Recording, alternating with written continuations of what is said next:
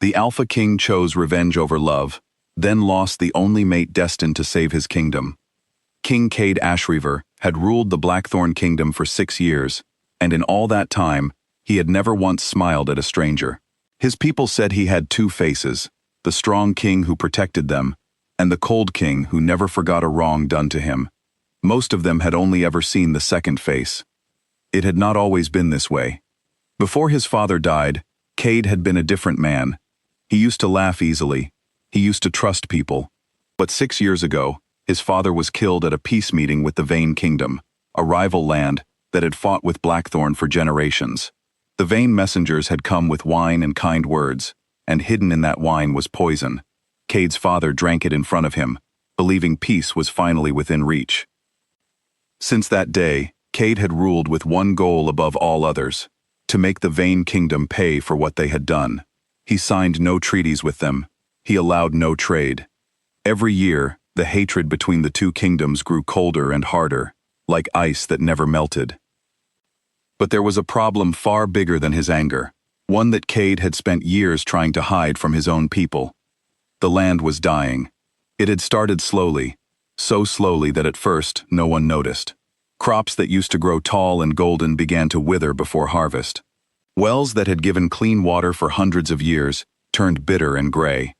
Children in the poorer villages grew thin and tired, no matter how much food their parents managed to find for them. The healers of Blackthorn tried everything they knew, but nothing worked. It was as if the earth itself had grown sick, and no one could explain why. Kade refused to accept defeat. He sent his best riders across every corner of his kingdom, searching for anyone who might know how to cure the land. Most came back with nothing, but one rider returned with news that made Kade go very still. There was a healer in the Vane Kingdom, a young woman named Elowen, whose family had studied sickness in the land for many generations.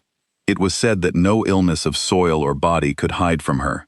The rider had heard whispers that even the Vane royal family feared her gift, because she could see truths that others tried to bury. Kade hated the idea of needing anything from Vane soil, but he hated watching his people starve even more.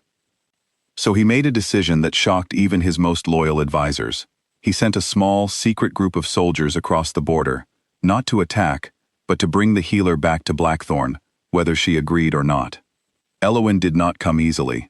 She fought with words instead of weapons, arguing the entire journey that kidnapping a healer would only make things worse for everyone. But when she finally stood before the King of Blackthorn in his throne room, something happened that neither of them expected. The moment their eyes met, a feeling rushed through both of them, warm and impossible to ignore. It was the kind of feeling old stories spoke of, the bond that marked two people as fated for one another. Kade felt it like a fist closing around his heart. Elowen felt it like the ground shifting beneath her feet. For a long moment, neither of them said a word. Then Kade's face hardened, and he looked away first. "You are here to heal my land," he said, his voice flat and commanding. Nothing more. Elowen lifted her chin, refusing to let him see how shaken she was. "Then let me see the land," she said. "The sooner I understand what is wrong, the sooner I can leave this place." Kade nodded once, and that was the end of the conversation, though neither of them could stop thinking about what had passed between them. Over the following weeks, Elowen was given a small cottage near the edge of the royal gardens, along with guards to make sure she did not try to run. She did not try. She was too curious about the sickness in the soil, and too stubborn to leave a puzzle unsolved. She traveled to the worst villages first, kneeling in dead fields and tasting handfuls of soil, running her fingers through cloudy well water, listening carefully to every story the villagers told her about when the sickness began. She worked from sunrise until long after dark, and slowly, she began to notice something strange. The sickness was not spreading evenly across the kingdom. It radiated outward from one single point, like ripples from a stone thrown into a pond, and that point was the very spot where Kade's father had died. Elowen brought her findings to Kade, half expecting him to dismiss her.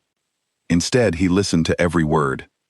"The land is grieving," she told him one evening, standing in his study surrounded by maps and old books.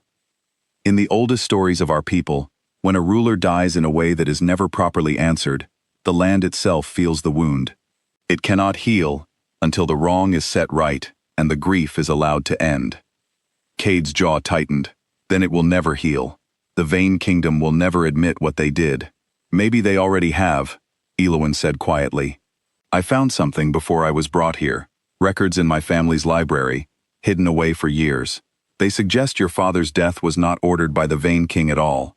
It was arranged by a single elder advisor, acting alone, hoping to start a war that would put him in power. Your father died because of one man's greed, not because an entire kingdom wanted him dead. Kade stared at her, his chest rising and falling too fast. 6 years of anger had been built on the idea that an entire kingdom had chosen to murder his father. If Elowen was right, that anger had been aimed in the wrong direction all along. Why would you tell me this? He asked, his voice rough. You could use it against me. You could let me keep hating your people forever. Elowen met his eyes without flinching. Because I did not come here to make things worse. And because, she paused, choosing her next words carefully. Because whatever this bond between us is, I do not want to build anything on top of a lie.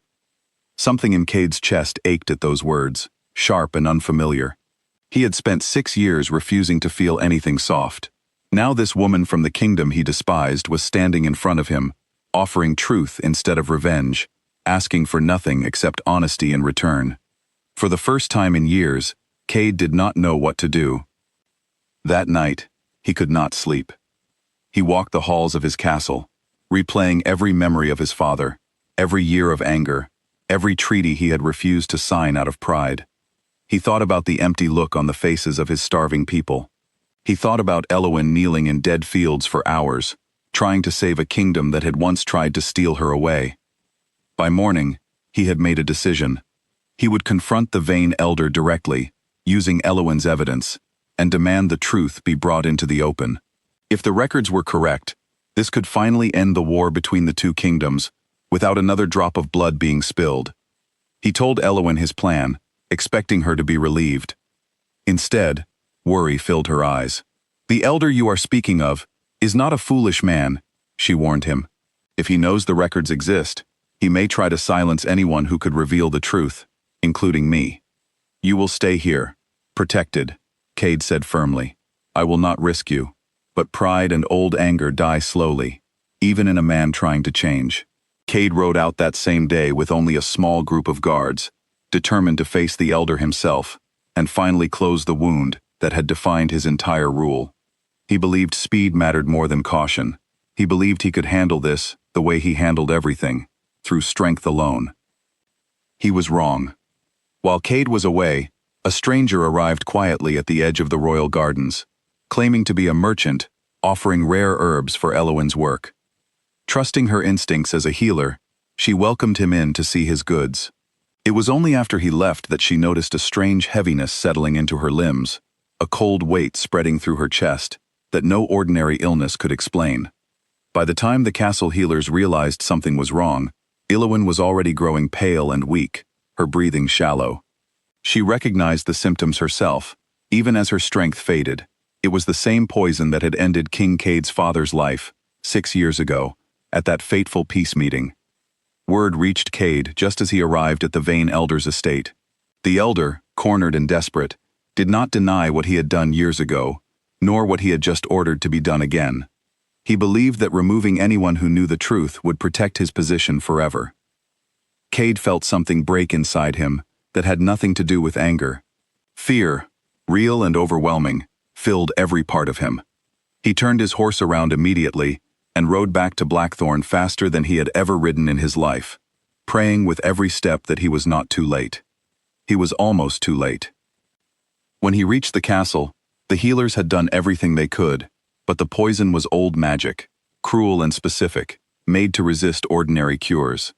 Elowen lay weak in her bed, her skin pale, her breathing slow and uneven. When Kade knelt beside her, she managed a small, tired smile. You came back, she whispered. I should never have left, Kade said, his voice breaking in a way it had not broken in 6 years. I chose to chase an old wound instead of protecting what mattered most. I am sorry, Elowen.